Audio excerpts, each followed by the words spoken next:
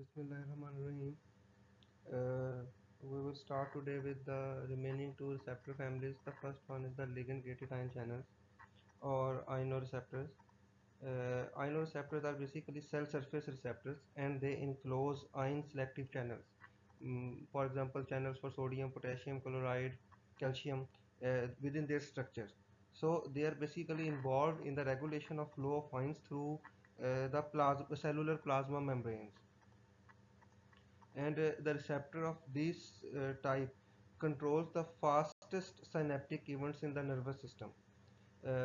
When we say the fastest, it means that the time lag between the binding of the ligand with the receptors and the cellular response is only in milliseconds. The examples of ionoreceptors includes nicotinic cholinergic receptors, GABA receptors, glycine receptors, 5-HT3, that is serotonergic receptors. These are some examples of ligand-gated ion channels, and all the natural ligands that are present within the body. They include acetylcholine, serotonin, GABA, glutamate. All these agents are synaptic transmitters which are present inside our body. So let us talk about the molecular structure of these ionoreceptors, the ion ligand-gated ion channels.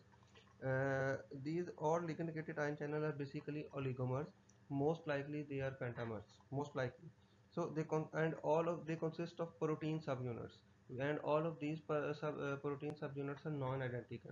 For example, if we talk about the nicotinic cholinergic receptors, it consists of two alpha subunits and one each of beta, delta, and gamma subunits, and all of these subunits penetrate all the way through the membrane, through the cell membrane, and they lie side by side in a circle. And this basically form the tubular structure, and it is just similar to a flower of the lily. And all the subunits contains large hydrophilic intra and extracellular segments. Now it must be remembered that its intra and extracellular segments are hydrophilic, whereas four hydrophobic membrane spanning domains which are present between the membranes.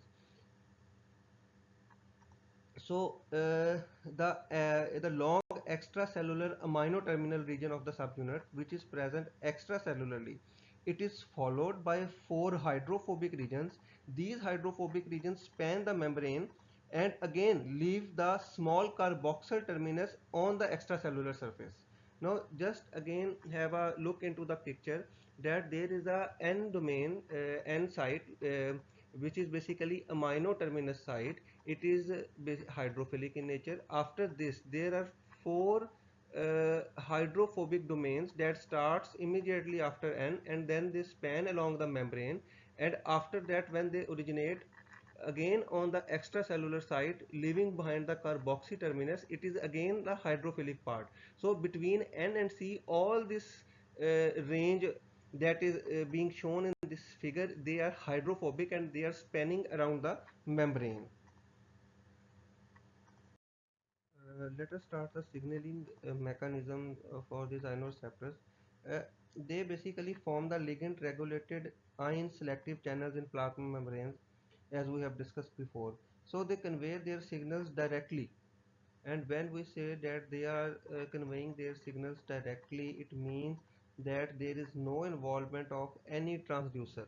No transducer is involved, or there is no involvement of any secondary messenger. They are basically conveying their message directly.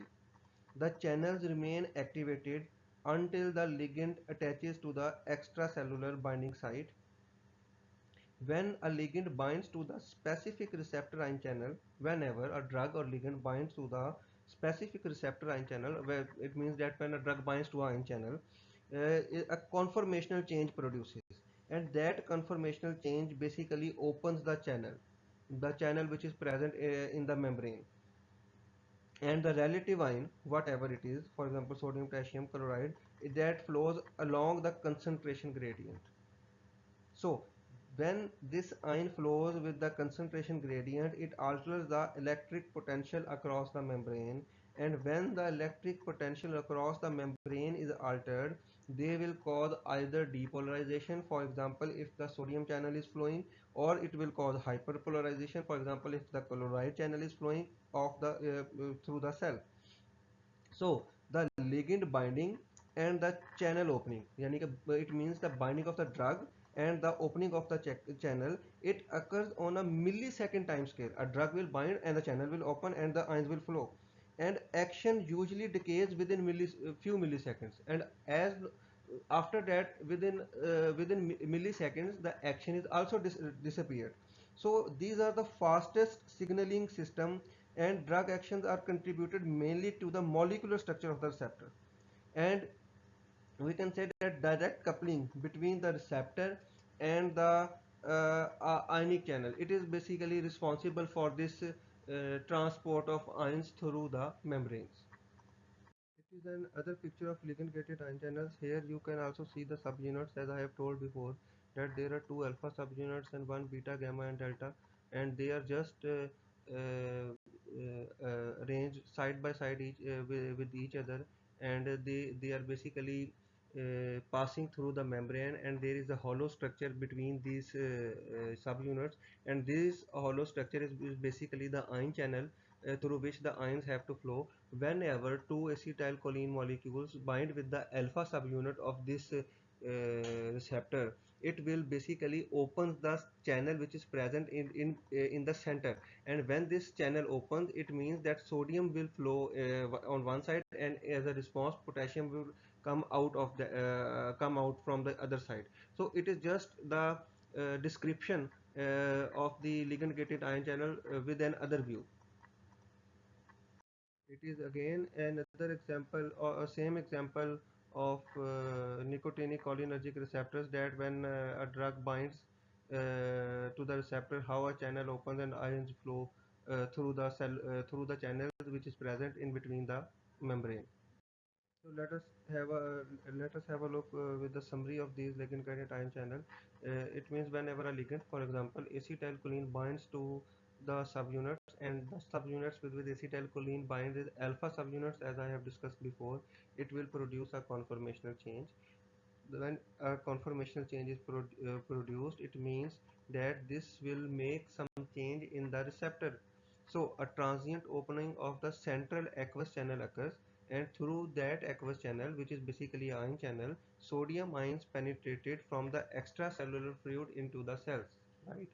So the stimulation of nicotinic receptors by acetylcholine results in the sodium influx, as we have seen in the previous figures, and this will generate an action potential, and this action potential basically results in the contraction of skeletal muscles. Okay. On the other hand, if we talk about benzodiazepines, they enhance the stimulation of GABA receptors by GABA, which is gamma amino butyric acid. So it results in the increased influx of chloride ions.